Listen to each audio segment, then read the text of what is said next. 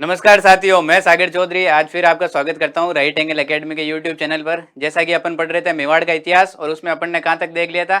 Last class के अंदर अपन ने देखा था कि राणा सांगा जी जो थे उनका उत्तराधिकारी संघर्ष हुआ था अपने भाइयों के साथ में। किस किस के साथ में? तो अपने जयमल और अपने जो पृथ्वीराज थे उन दोनों भाइयों के बीच में अपने संघर्ष हुआ था अपने राणा सांगा जी का। और उसके बाद में क्या होता है, जो अपने पृथ्वीराज होता है उसको धोखे से जहर दे दिया जाता है और जो जयमल होता है वो अपने क्या सोलंकियों से लड़ता हुआ वहां पे शहीद हो जाता है। तो अपने राणा सांगा जी उस टाइम क्या करते हैं, जब इनका संघर्ष होता है आपस में उत्तराधिकारी संघर्ष, तो राणा सांगा जी अपने श्रीनगर में अपने करमचंद पंवार के पास में चले जाते हैं और वहां पे शरण ले लेते हैं। लेकिन जब इनको पता चलता है कि इनके दोनों भाई लड़ गए तो फिर ये वापस आते हैं किसके लिए? राजगाह संभालने के लिए। कब? 1509 ईस्वी के अंदर। तो अपन आगे आज क्या पढ़ेंगे? अपन राणा सांगा के बारे में देखेंगे आज, ठीक है। महाराणा सांगा या संग्राम सिंह भी इनका नाम था।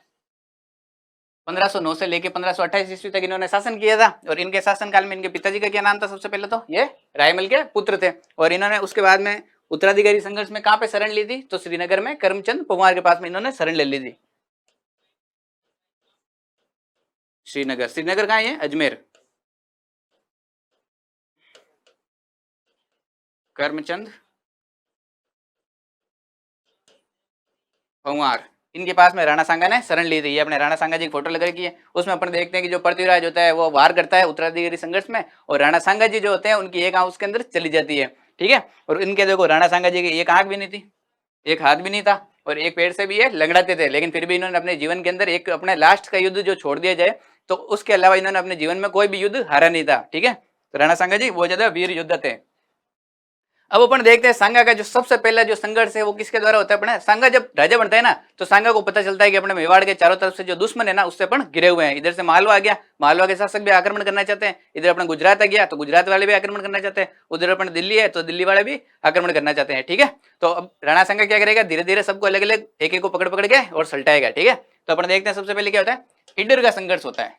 कौन सा संघर्ष होता है? इडर का संघर्ष, ठीक है। इडर के अंदर दो भाई होते हैं, एक तो होता है अपना कौन सा, भारमल, और एक होता है रायमल। ये याद रखना, इन दोनों इनके दोनों के ना पिताजी जो थे ना, दोनों पिताजी अलग अलग थे, ठीक है। ये रियल भाई नहीं थे, कजन्स थे। इनके पिताजी का नाम था भीम और इनके पिताजी का नाम था सूर्यमल, ठीक है। इनके पिताजी कौन थे? सूर्यमल, और इनके पिताजी थे भीम। तो ये संघर्ष जो चलता है 1515 से लेके और 1520 ईस्वी तक चलता है। शुरू में क्या होता है, जो अपना इधर ये रायमल होता है वो यहाँ का शासक बन जाता है।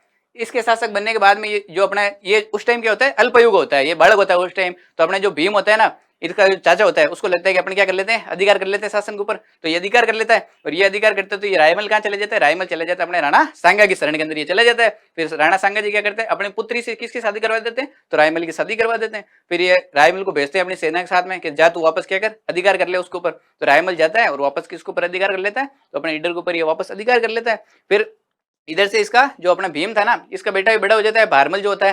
फिर ये क्या करता है, ये अपने गुजरात का जो शासक होता है उसकी सहायता लेता है और ये फिर से इसके ऊपर ईडर के ऊपर अधिकार कर लेता है। तो राणा सांगा को लगता है कि मेरे को आना ही पड़ेगा, ऐसे मानोगे नहीं तुम लोग। फिर राणा सांगा आता है और राणा सांगा आके गुजरात की सेना को भी हराता है और इधर से ईडर को भी अपने कब्जे के अंदर ले लेता है और वहां का शासक किसे बना देता है, तो रायमल को वहां का शासक नियुक्त कर देता है, ठीक है। और इसको भारमल को यहाँ पे हरा देता है। लेकिन थोड़े समय बाद में क्या होता है, जो अपने रायमल होता है उसकी मृत्यु हो जाती है। फिर राणा सांगा स्वयं ही किसको बना देता है, भारमल को शासक बना देता है वहां का, ठीक है। तो ये देखो, ये मुजफ्फर शाह कहाँ का था, तो गुजरात का। ये इसकी सहायता करता है, किसकी, भारमल की। और इधर कौन करेगा, राणा सांगा सहायता करता है इसकी, रायमल की, ठीक है। तो ये किसका संघर्ष है, इडर का संघर्ष है। ये कितने साल तक चलता है, लगभग 1515 से लेके और 1520 ईस्वी तक ये संघर्ष चलता है, ठीक है। उसके बाद में अगला युद्ध है खातौली का युद्ध। कौन सा युद्ध है, खातौली का युद्ध। इधर से राणा सांगा ने गुजरात वालों को हरा दिया था। तो उधर से जो अपने दिल्ली के अंदर जो सल्तनत थी उस टाइम दिल्ली का बादशाह कौन था, तो इब्राहिम लोदी था, ठीक है। इब्राहिम लोदी को लगता है अपने आक्रमण किधर करना चाहिए, मेवाड़ की तरफ आक्रमण करना चाहिए, कहीं ये ज्यादा शक्तिशाली ना हो जाए, ठीक है। तो यहाँ पे कौन आक्रमण करता है, अब अपने इब्राहिम लोदी आक्रमण करता है खातौली के अंदर। जब राणा सांगा शासक बनता है ना तो यहाँ का जो दिल्ली का शासक होता है ना वो होता है सिकंदर लोदी, उसके बेटा इब्राहिम लोदी होता है, इब्राहिम लोदी। किस किस के बीच में होता है, इब्राहिम लोदी वर्सेस सांगा। तो सांगा इस युद्ध के अंदर जीत जाता है और इब्राहिम लोदी इस युद्ध के अंदर हार जाता है। तो इब्राहिम लोदी को यार झटका लगता है, इब्राहिम लोदी को लगता था कि अपने मेवाड़ को ऐसे जीत लेंगे। इब्राहिम लोदी वहां से भाग जाता है, ठीक है। तो इब्राहिम लोदी यहाँ से भाग के जाता है तो इसको लगता है यार अपने क्या करना चाहिए, वापस आक्रमण करना ही चाहिए, ऐसे थोड़ी छोड़ देंगे। अपने दिल्ली के बादशाह है, फालतू बेइज्जती फील होगी, सिंहासन के ऊपर जाके कल को बैठेंगे, लोग बोलेंगे वहां मेवाड़ के अंदर हार के आ गया तू। तो इब्राहिम लोदी क्या करता है, अपना सेनापति वापस भेजता है और नेक्स्ट युद्ध करता है। तो नेक्स्ट युद्ध कौन सा है देख लेते हैं। इसके अंदर नेक्स्ट युद्ध है अपने बारी का युद्ध। कौन सा युद्ध है, बारी का युद्ध। ये अपने जो खातोली है ना, ये कहां पड़ता है, कोटा के अंदर। कहां पड़ता है, कोटा में। खातोली का है, कोटा के अंदर है, ठीक है। अगला जो युद्ध है अपने बारी का युद्ध कब होता है, 1518 ईस्वी के अंदर होता है। किस किस के मध्य होता है, इब्राहिम लोदी और राणा सांगा के मध्य। इस युद्ध के अंदर जो इब्राहिम लोदी के जो सेनापति होते हैं ना, वो कौन कौन से होते हैं सेनापति, मियां माखन और मियां फरमुली। कौन कौन होते हैं, मियां माखन और मियां फरमुली। ये दो इसके अंदर बारी के युद्ध के अंदर इसके सेनापति होते हैं। तो यहाँ पे जो राणा सांगा होता है, इस युद्ध के अंदर, बारी के युद्ध के अंदर भी जीत जाता है और इब्राहिम लोदी को यहाँ से भी हरा देता है। तो दिल्ली का एक तरह से अपना कब्जा कर सकता था राणा सांगा, लेकिन ये दिल्ली के ऊपर अधिकार उस टाइम नहीं करता है, ठीक है। ये बात आगे याद रखना, ये काम आएगी आगे बात। तो बारी के युद्ध के अंदर भी कौन जीत गया, अपने राणा सांगा जीत गया और इब्राहिम लोदी यहाँ पे हार गया, ठीक है। अगला युद्ध होता है अपने गागरोन का युद्ध। कौन सा युद्ध होता है, गागरोन का युद्ध। आप अपन ने देख लिया, तीन तरफ से राणा सांगा को खतरा था। किधर किधर से, एक गुजरात से था, गुजरात वाले को सल्टा दिया। दूसरा दिल्ली से था, दिल्ली वाले को भी सल्टा दिया। अब तीसरा किससे था, तो तीसरा मालवा के शासक से था। मालवा का उस टाइम का शासक कौन था, तो महमूद खिलजी सेकंड। कौन शासक बन गया था, महमूद खिलजी सेकंड। और महमूद खिलजी जो सेकंड था ना, उसको शासक बनाया किसने था, तो मेदिनी राय ने बनाया था। किसने बनाया था, मेदिनी राय ने उसको शासक बनाया था। फिर उसको लगा थोड़े दिनों बाद में ये क्या होता है, कान वान भरने लग जाते हैं। जो मंत्री होते हैं उनको लगता है यार इस आदमी की बहुत ज्यादा चलने लग गई। तो ये मंत्री वगैरह, ये जो भी अमीर जादे वगैरह मुस्लिम होते थे ना, वो सारे मिलके और उसके जो महमूद खिलजी सेकंड था उसके कान वान भरे का ये मेदिनी राय है, इसने चंदेरी के ऊपर भी अपना अधिकार जमा रखा है, उसके सारे खर्चे वर्चे ये देखता है। तो ये कल को अपने शासन के ऊपर, मालवा के ऊपर भी अधिकार नहीं कर ले, तो आप क्या करो, इसको बाहर निकाल दो। तो ये क्या करता है, महमूद खिलजी सेकंड वहां से मेदिनी राय को बाहर निकाल देता है। तो मेदिनी राय भी किसके शरण में आ जाएगा, तो राणा सांगा के शरण में आ जाता है, ठीक है। तो यहाँ पे फिर ये युद्ध किस किस के बीच में होगा, तो ये युद्ध होगा चंदेरी के मेदिनी राय और अपने राणा, अपने महमूद खिलजी सेकंड के बीच में युद्ध होगा, ठीक है। महमूद खिलजी सेकंड वर्सेस मेदिनी राय। ये मेदिनी राय कहां का था, तो चंदेरी का था। अब मेदिनी राय को लगता है यार आप अपने यहाँ पे हार जाएंगे, तो इसकी मदद के लिए कौन आता है, राणा सांगा आता है प्लस सांगा, ठीक है। और इस युद्ध के अंदर जो महमूद खिलजी सेकंड होता है, इसको बंदी कौन बना लेता है, इस युद्ध के अंदर अपना सांगा जीत जाता है। और इस युद्ध के अंदर जो महमूद खिलजी सेकंड होता है ना, उसको हरिदास चारण क्या करता है, बंदी बना लेता है। कौन बंदी बनाता है, हरिदास चारण। हरिदास चारण। अब हरिदास चारण जब इसको बंदी बना लेता है, तो राणा सांगा होता है वो बहुत ज्यादा प्रसन्न होता है। राणा सांगा कहता है एक काम कर यार, चित्तौड़ की गद्दी तू ले ले, ठीक है, मैं चित्तौड़ पूरा तुझे सौंपता है। तो हरिदास चारण जी अपने एकदम पोलाइट आदमी होते हैं। हरिदास चारण जी कहते हैं अपने को चित्तौड़ नहीं चाहिए, तो बोला कुछ तो लेना पड़ेगा भेंट स्वरूप। तो कहते हैं एक काम करो, मुझे 12 गांव दे दो। तो 12 गांव किसको भेंट स्वरूप दिए गए थे, तो हरिदास चारण को दिए गए थे, ठीक है। कितने गांव दिए गए थे, 12 गांव। यहाँ पे अब महमूद खिलजी सेकंड था ना, इसको राणा सांगा ने 3 महीने तक अपने पास में बंदी बना के रखा था और 3 महीने बाद में उसको वापस मालवा का शासक बना दिया। और इसका जो बेटा था ना महमूद खिलजी सेकंड का, उसको जमानत के तौर पे यही अपने पास में रख लिया था, ठीक है। तो ये कौन सा अपना युद्ध था, गागरोन का युद्ध। अगला नेक्स्ट युद्ध है अपना कौन सा, बयाना का युद्ध। कौन सा युद्ध है, बयाना का युद्ध। बयाना का युद्ध कब हुआ था, 16 फरवरी 1527 ईस्वी को बयाना का युद्ध हुआ। ये बयाना का जो किला है ना, वो पहले किसके पास में था, तो बयाना का किला अपने पहले था अपने राणा सांगा के पास में था। और फिर इसके ऊपर किसकी नजर पड़ जाती है, बाबर की। अब भारत के अंदर किसका आगमन हो चुका है, बाबर का आगमन हो चुका है। अब कभी रिलेशनशिप में आयो, रिलेशनशिप में क्या होता है, हमेशा जब रिलेशनशिप टूटेगा ना, तो रिलेशनशिप जब टूटता है तो हर आदमी को यही लगता है कि मेरी गलती नहीं थी, ठीक है। गलती किसकी थी, अगले की गलती थी। और कोई भी आदमी ये स्वीकार नहीं करता है कि ना उसने मुझे छोड़ा है। हर आदमी क्या मानता है कि मैंने उसको छोड़ा है, ठीक है। तो यही बात अब यहाँ पे होगी। जो मेवाड़ का संक्षिप्त इतिहास है ना, एक पुस्तक है, एक डायरी मिलती है अपने को। मेवाड़ के जो पुरोहित हुआ करते थे, मेन पुरोहित, उनसे एक डायरी मिलती है। उस डायरी के अंदर लिखा गया है कि जो बाबर था उसने भारत के अंदर इब्राहिम लोदी को हराने के लिए किसकी सहायता मांगी थी, तो राणा सांगा की सहायता मांगी थी। और राणा सांगा ने उसे सहायता देने के लिए एग्री हो गया था राणा सांगा। लेकिन जब बाकी सरदार वगैरह ने समझाया कि आप सहायता मत कीजिए, तो इसने सहायता करने से मना कर दिया था। ये बात तो कौन कह रहा है, अपने मेवाड़ का संक्षिप्त इतिहास के अंदर एक जो डायरी मिलती है उसके द्वारा कहा गया है। और इधर जो बाबरनामा लिखता है, कौन लिखता है, बाबर की पुस्तक है बाबरनामा। बाबरनामा के अंदर बाबर लिखता है कि मेरे को तो भारत के अंदर कभी आना ही नहीं था, मेरे को तो किसने बुलाया था, तो राणा सांगा ने बुलाया था। तो बाबर तो किसकी बुराई कर रहा है, राणा सांगा की। और राणा सांगा किसकी बुराई कर रहा है, बाबर की बुराई कर रहे हैं कि उसने मुझे बुलाया था। वो कह रहे नहीं, उसने मुझे बुलाया था। अब बुलाया था किसने, वो पता नहीं, ठीक है। तो अपने जो बयाना का किला होता है पहले अपने राणा सांगा के पास में होता है। और कुछ समय बाद में जो अपने इसके ऊपर अधिकार करने के लिए बाबर किसको भेजता है, तो एक आदमी को भेजता है। कौन से आदमी को भेजता है, दोस्त इसक काका, इसका नाम भी इसक है, दोस्त इस काका या इस काका को भेजता है। ठीक है, ये यहाँ पे इसके ऊपर अधिकार कर नहीं पाता है, उसके बाद में भेजता है मेहंदी ख्वाजा को। किसको भेजता है? मेहंदी ख्वाजा, ख्वाजा मेरे ख्वाजा, मेहंदी ख्वाजा, मेहंदी ख्वाजा इसके ऊपर बयाना का जो किला होता है ना उसके ऊपर अधिकार कर लेता है। तो अब इस युद्ध के अंदर जो बयाना का युद्ध होगा, इसके अंदर जो बयाना का किला है वो किसके अंडर में रहेगा? तो मेहंदी ख्वाजा के अंडर में रहेगा। फिर यहाँ पे आक्रमण करेगा कौन? राणा सांगा। अपने अन्य जो भी सैनिक वगैरह थे या अन्य जो भी राजा थे उनके सबके साथ में मिलकर राणा सांगा यहाँ पे अटैक करता है। और उस टाइम जो मेहंदी ख्वाजा था वो बयाना किले का संरक्षक नियुक्त किया हुआ था। फिर ये टेलीफोन लगाता है किसको? अपने बाबर को। बाबर को फोन करता है कि मुझे क्या चाहिए? सेना चाहिए। राणा सांगा किसके ऊपर अटैक करने के लिए आ रहा है? तो मेरे ऊपर अटैक करने के लिए आ रहा है, आप सेना भेजो। तो अपने वो मूवी देख रही है once upon a time in Mumbai, उसके अंदर जो अजय देवगन होता है उसका नाम क्या होता है? सुल्तान मिर्जा। तो यहाँ पे बाबर किसको भेजेगा? तो सुल्तान मिर्जा को भेजेगा। तो बाबर किसको भेजता है? मोहम्मद सुल्तान मिर्जा। किसको भेजता है? मोहम्मद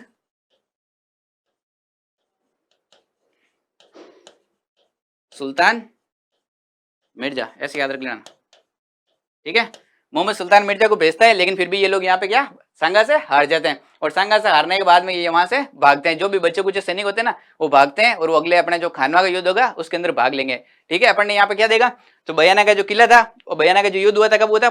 16 फरवरी 1527 के अंदर ये युद्ध हुआ था राणा सांगा और बाबर के बीच में। राणा सांगा इसके अंदर डायरेक्टली इन्वॉल्व था, लेकिन बाबर सीधे तौर पर इसके अंदर इन्वॉल्व नहीं था। ठीक है, बाबर की तरफ से कौन कौन लड़ रहा था? तो मेहंदी ख्वाजा और अपने मोहम्मद सुल्तान मिर्जा इसके अंदर लड़े थे और ये दोनों यहाँ पे हार गए थे। ठीक है, ये बात किसके बारे में देखी अपन ने? बयाना के युद्ध के बारे में देखी। अब अगला युद्ध देखते हैं अपन कौन सा है। ठीक है, अगला युद्ध है इतिहास का सबसे इंपॉर्टेंट युद्ध, राजस्थान का या भारत का कह लो, खानवा का युद्ध, जिसने मुगलों के लिए भारत के दरवाजे खोल दिए थे। वो युद्ध कौन सा था? अपने खानवा का युद्ध था। ठीक है, अब अपन देखते हैं खानवा के युद्ध के बारे में। ठीक है, तो अब अपन देखते हैं खानवा का युद्ध। खानवा का युद्ध कब हुआ था? तो 17 मार्च 1527 को खानवा का युद्ध हुआ था। ये अपना जो बयाना का युद्ध हुआ था ना उसके बराबर 1 महीने के बाद में खानवा का युद्ध हुआ था। और राणा सांगा की हार के कारण में यह भी सम्मिलित है कि इस युद्ध के अंदर जो राणा सांगा ने क्या किया था? बाबर को तैयारी का पर्याप्त मौका दे दिया था। अगर मौका नहीं देता तो वो तैयारी नहीं कर पाता और यहाँ पे कौन जीत जाता? तो राणा सांगा जीत जाता। ये युद्ध किस किसके बीच में हुआ था? राणा सांगा के और बाबर के बीच में। इसके अंदर क्या होता है? जो सबसे पहले बाबर होता है ना वो इसकी तरफ कूच करता है और बाबर यहाँ पे डेरे वेरे डाल के बैठा रहता है। तो ये जो थोड़े बहुत सैनिक यहाँ से अपने बयाना से भगाए थे ना, किसने भगाए थे? राणा सांगा ने भगाए थे। वो सारे सैनिक आते हैं राणा इसके बाबर के पास में और बाबर के पास में आके और उसकी टुकड़ी के अंदर सम्मिलित हो जाते हैं। और फिर वो किसके गुणगान करते हैं? अपने इसके राणा सांगा के गुणगान करते हैं। उनको लगता है कि यार सब अपने जो आसपास के सैनिक वगैरह होते हैं, दोस्त वगैरह होते हैं, उनको सबको बताते हैं कि हम लोग वहां से भागे हैं, जबरदस्ती जानवान बचा के फालतू वहां मरमरा जाते हैं। जो अपने राणा सांगा है वो बहुत ज्यादा क्या है? वीर योद्धा है। और उसके तो ना एक आंख है ना एक हाथ है और एक पैर भी उसका काम नहीं कर रहा है। वो आधा आदमी है, एक तरह से क्या है? भूत है वो। और उसकी जो सेना है वो भी किसकी सेना है? भूतों की सेना है। तो अपन उससे कैसे लड़ सकते हैं? कैसे जीत सकते हैं? तो इनको जो भी इनके सैनिक होते हैं उनका क्या हो जाता है? मोरल डाउन हो जाता है। तो बाबर को लगता है कि यार ये तो मामला गड़बड़ करेंगे, अब ये कोई लड़ेगा ही नहीं। ठीक है, तो बाबर को लगता है अपने को कुछ ना कुछ तरकीब निकालनी चाहिए। तो बाबर किसकी घोषणा करता है? तो बाबर जिहाद की घोषणा करता है। किसकी घोषणा करता है? जिहाद की घोषणा करता है। जिहाद की घोषणा में बाबर क्या क्या बात कहता है? तो बाबर कहता है यहाँ पे कि मैं सबसे पहले तो क्या नहीं पीऊंगा? शराब नहीं पीऊंगा। क्या नहीं पीऊंगा? शराब नहीं पीऊंगा। शराब नहीं पीऊंगा। एक इन लोगों के ऊपर जो अपने मुस्लिम व्यापारी वगैरह हुआ करते थे ना, तो मुस्लिम व्यापारियों के ऊपर तमगा कर लगा करता था। कौन सा कर लगा करता था? तमगा कर। तो तमगा कर भी लेना क्या कर देंगे हम? बंद कर देंगे आज से। तमगा कर नहीं। और तीसरा इसने क्या किया था? जो भी शराब के जो बर्तन वगैरह थे ना बाबर के, सोने चांदी हीरे मोती जवाहरात के जो भी बर्तन वगैरह थे, उन सब बर्तनों को गला दिया और गला के वो सारा सोना वगैरह किसमें बांट दिया? गरीबों में बांट दिया। फिर गरीबों को लगा कि यार गलाने की क्या जरूरत थी, ऐसे दे देते तो हमारे भी काम आ जाते। ठीक है, तो सोने के बर्तन वगैरह सब गला दिए थे, सोने के बर्तन गरीबों में।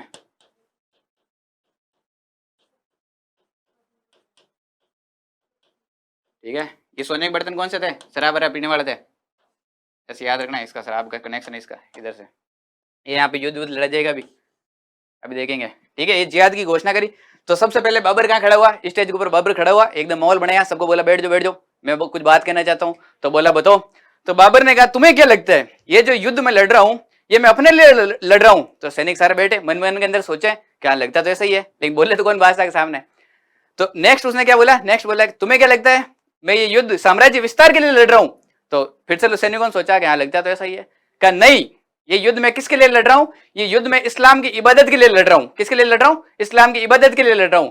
ये युद्ध मैं मजहब के लिए लड़ रहा हूं। ये युद्ध जो है अल्लाह ताला ने कह के गए थे कि इस संसार के एक छोर से लेके दूसरे छोर तक, पर्वत, समुंदर, नदी, पहाड़, जहां भी है हर जगह अपने को क्या करना है, इस्लाम का झंडा फहराना है। क्या करना है, इस्लाम का झंडा फहराना है।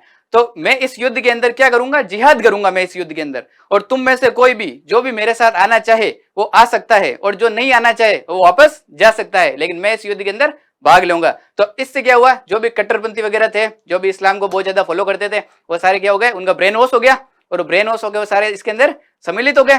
उनको लगा कि हाँ ठीक है भाई, इस्लाम के लिए लड़ रहे हैं तो अपने को लड़ना ही पड़ेगा, हिंदुओं के खिलाफ लड़ेंगे हम। तो ये सारे लड़ने के लिए तैयार हो गए। लेकिन फिर भी 80% लोग यहाँ पे तैयार हुए, 20% अपने जैसे आलसी थे, उनको लगे यार क्या ये अपन क्या है, न्यूट्रल आदमी है, अपने नहीं लड़ेंगे। फिर बाबर को लगा इन 20% को भी लेना पड़ेगा, नहीं तो ये बाकी सबको ले जाएंगे। फिर बाबर ने एक और लालच दिया कि तुम कहाँ जाओगे, जन्नत के अंदर जाओगे। जब जन्नत में जाओगे तो तुम्हें वहां पे क्या मिलेगी, 72 हुरे मिलेगी। अब हुरों की बात की थी तो ये सारे भी एग्री हो गए। जो 20% बचे थे उनको भी लगा कि अपन तो युद्ध लड़ेंगे, ठीक है, क्या मिलेगी, अपने 72 हुरे मिलेगी। तो ये सारी बातें किसने करी थी, अपने बाबर ने जिहाद की घोषणा करते टाइम करी थी। ठीक है, अब युद्ध के अंदर अपने राजस्थान से कौन कौन से शासक सम्मिलित हुए थे, ऐसे तो काफी सारे शासक सम्मिलित हुए थे, लेकिन सारों के नाम कभी पूछे जाते नहीं है, इसलिए अपन नॉर्मल से जो मेन इसके अंदर योद्धा हैं उनके नाम देख लेते हैं, बाकी सबको याद रखना कोई जरूरी नहीं है। ठीक है, तो पृथ्वीराज कहां से सम्मिलित होता है, अपने आमेर से। आमेर का शासक कौन था, पृथ्वीराज, वो इसके अंदर सम्मिलित हुआ था। उस टाइम मालदेव जो थे युवराज थे मारवाड़ से, मालदेव इसके अंदर सम्मिलित हुए थे। नेक्स्ट थे वीरमदेव, ये मेड़ता से हैं, मेड़ता के शासक वीरमदेव इसके अंदर सम्मिलित हुए थे। इधर चंदेरी का मेदिनी राय, जिसके पास में गागरोन का किला भी था, मेदिनी राय भी इसके अंदर सम्मिलित हुआ था। ये देखो बारमल, इधर से मैंने आपको बताया था रायमल और बारमल दो भाई लड़ रहे थे, फिर रायमल तो मृत्यु हो गई थी, फिर बारमल को यहाँ का शासक बना दिया था। तो वो भी किसके सपोर्ट में आ गया था, तो राणा संगा के सपोर्ट में गया था। राजस्थान के ज्यादातर जो राजा थे उसके अंदर अपने राणा संगा का खौफ था। वैसे भी ये आए नहीं थे, ये जबरदस्ती इनको आना पड़ा था। इनको लगा अगर ये अपन इनके साथ में नहीं सम्मिलित होंगे तो कल को अगर ये जीत गए बाबर से तो ये अपने को मारेगा, और अगर बाबर जीत गया तो वो मारेगा। तो इससे अपन किसकी तरफ सम्मिलित हो जाते हैं, तो राणा संगा के साथ में अपन युद्ध कर लेते हैं। ठीक है, उसके बाद में जो सादड़ी था, सादड़ी से कौन आया था, झाला अज्जा। सादड़ी से कौन आया, झाला अज्जा। नागौर से कौन आए थे, नागौर के खानजादे मुस्लिम, नागौर से खानजादे मुस्लिम आए थे। और रायसीन के सलदी तंवर, ये अपने जो नागौर के खानजादी मुस्लिम और रायसीन के जो सलदी तंवर है ना, ये दोनों मिलके और बाद में किसकी सेना के अंदर सम्मिलित हो जाएंगे, अपने बाबर की सेना के अंदर सम्मिलित हो जाएंगे। ये दोनों क्या करेंगे, धोखा करेंगे। ठीक है, बाबर से मिल जाएंगे। ये भी हार का एक कारण था राणा सांगा के। ठीक है, ये दोनों बाबर से मिल गए थे जाके। आगे देखते हैं परिणाम।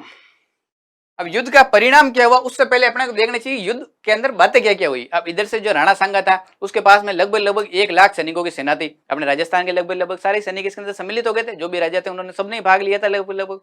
तो इधर कितने लाख की सेना थी, 1 लाख की सेना थी। इधर जो बाबर था उसके पास में 30 से 40 हजार सैनिक थे। कितने सैनिक थे, 30 से 40 हजार इसके पास में सैनिक थे। और बाबर के पास में सबसे मेन जो हथियार था ना वो क्या था, इसका तोपखाना। भारत के अंदर इस युद्ध से पहले कभी भी तोपखाने का प्रयोग नहीं किया गया था। तो अपने भारत वाले जानते भी नहीं थे। अपन क्या जानते थे, भाला, तीर, कबाण और तलवार, ये अपन जानते थे, अपन इससे युद्ध करते थे। तो इसके अंदर बाबर ने सबसे पहले किसका प्रयोग किया, तो तोपखाने का प्रयोग किया। ये एक बाबर के जीत का सबसे इंपॉर्टेंट फैक्टर था। और नेक्स्ट जो बाबर के जीत का इंपॉर्टेंट फैक्टर था वो क्या था, तुलगुमा युद्ध पद्धति, या इसको इस्लामी युद्ध पद्धति भी कहते हैं।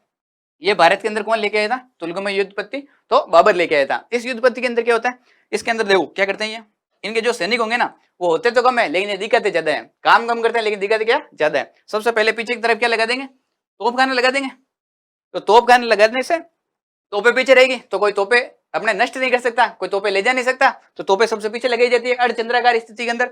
फिर क्या करते हैं, यहाँ सैनिक खड़े करते हैं। सबसे पहले आगे एक पंक्ति बनाते हैं, फिर उसके पीछे 1-2 पंक्तियां ऐसे सीक्वेंस के अंदर और बनाई जाती है। ये पंक्तियां बना के अब इसके अंदर क्या है पता नहीं चलता है कि कौन सा सैनिक युद्ध कर रहा है। ये यहाँ से वार कर रहा है और थोड़ी देर में पता चलता है ये पीछे अगर ये पीछे वाला आगे वार करने लग गया। और अपने राजस्थान वाले क्या करते थे, एकदम नियमों से लड़ते थे कि जो तलवार वाले हैं तलवार वालों से कौन लड़ेगा, तलवार वाला लड़ेगा।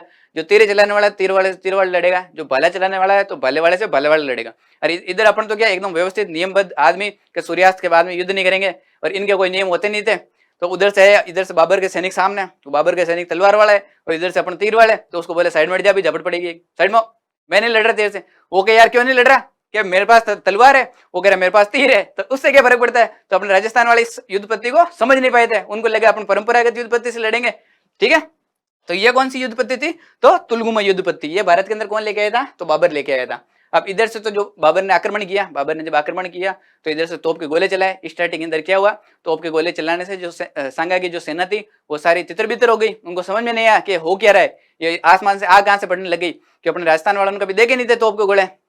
फिर थोड़ी देर बाद में सांगा को लगा कि यार ऐसे तो मामला बैठेगा नहीं, तो अपने को खुद क्या करना चाहिए, युद्ध के अंदर भाग लेना चाहिए। तो सांगा खुद हाथी के ऊपर सवार होकर युद्ध के अंदर कूद गया था।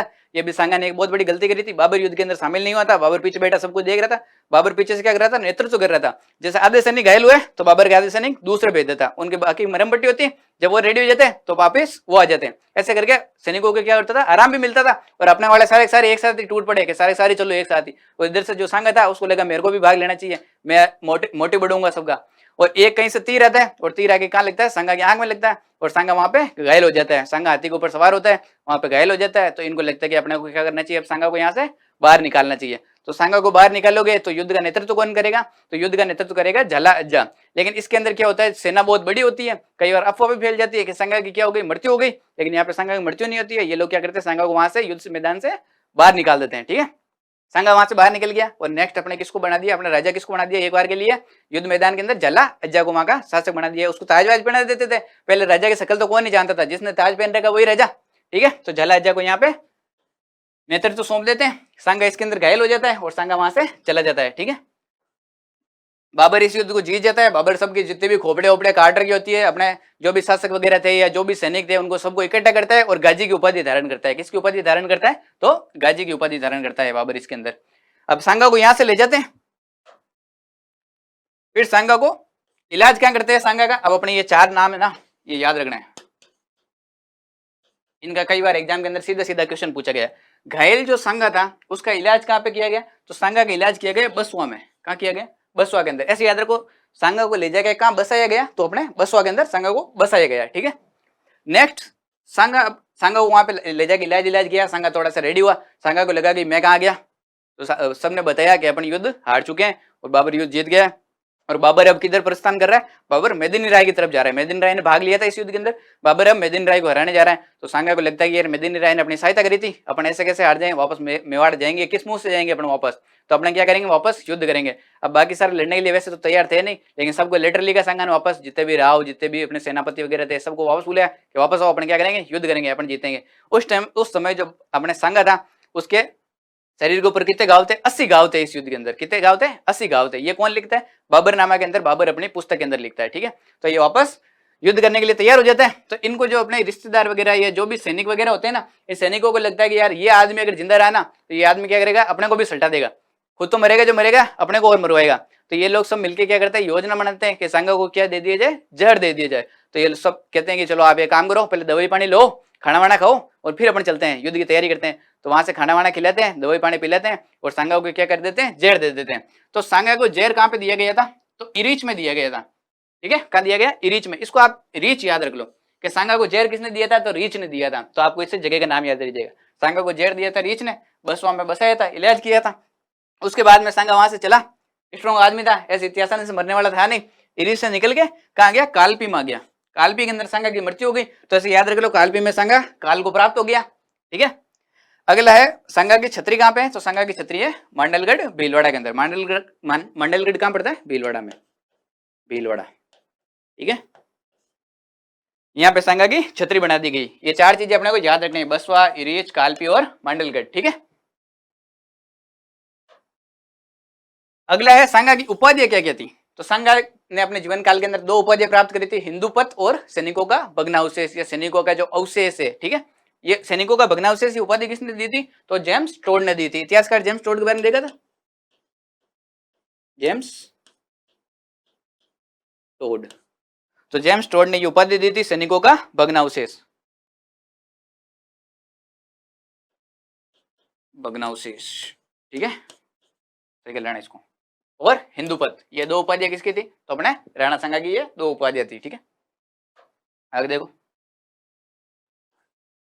बाबरनामा। अब बाबरनामा पुस्तक लिखी थी बाबर ने, जब भारत के ऊपर अधिकार कर लिया था। बाबर को लगा नहीं था यार कभी अपन यहाँ पे रह पाएंगे, लेकिन बाबर ने अधिकार कर लिया। और बाबरनामा के अंदर बाबर क्या बताता है कि मैं इब्राहिम लोदी से युद्ध करने के लिए आया, पानीपत युद्ध के अंदर मैंने हराया इब्राहिम लोदी को, लेकिन उस युद्ध के अंदर मुझे आमंत्रित किसने किया था? तो राणा सांगा ने आमंत्रित किया था। अपन ये बात पहले कर चुका है, राणा सांगा ने आमंत्रित किया था, और लेकिन इसने मेरी सहायता नहीं करी, और इसने मेरी सहायता नहीं करी ना, इसीलिए मैंने किसके ऊपर आक्रमण किया? तो राणा सांगा के ऊपर आक्रमण किया। ठीक है, ये इसका आक्रमण करने का कारण कौन बताता है? तो अपने बाबरनामा के अंदर बाबर बताता है। और बाबरनामा के अंदर बाबर क्या बताता है? सेना है ना, सेना कितनी थी इसकी? 1 लाख की सेना थी। और इसके जो दरबार था उसके अंदर 7 तो राजा थे। ठीक है, कितने राजा थे? 7 राजा थे, 9 राव थे, और छोटे मोटे मिला के 104 सरदार थे। ठीक है, 9 राव, 104 सरदार, 7 राजा, 1 लाख की सेना, और 10 करोड़ की इनकम। कितनी इनकम थी? 10 करोड़ की इनकम थी। ठीक है, ये बात कौन बताता है? बाबरनामा के अंदर बाबर बताता है। ठीक है, यहाँ पे अपने राणा सांगा जी का देहांत हो जाता है, और उसके बाद में जो नेक्स्ट शासक बनेंगे उसको अपन अगली क्लास के अंदर डिस्कस करेंगे। ठीक है, तो आज की क्लास यही समाप्त होती है। आप सब लोग हमारे साथ में जुड़े रहिए, लाइक कीजिए, सब्सक्राइब कीजिए, और चैनल को ज्यादा से ज्यादा शेयर कीजिए। Thank you so much.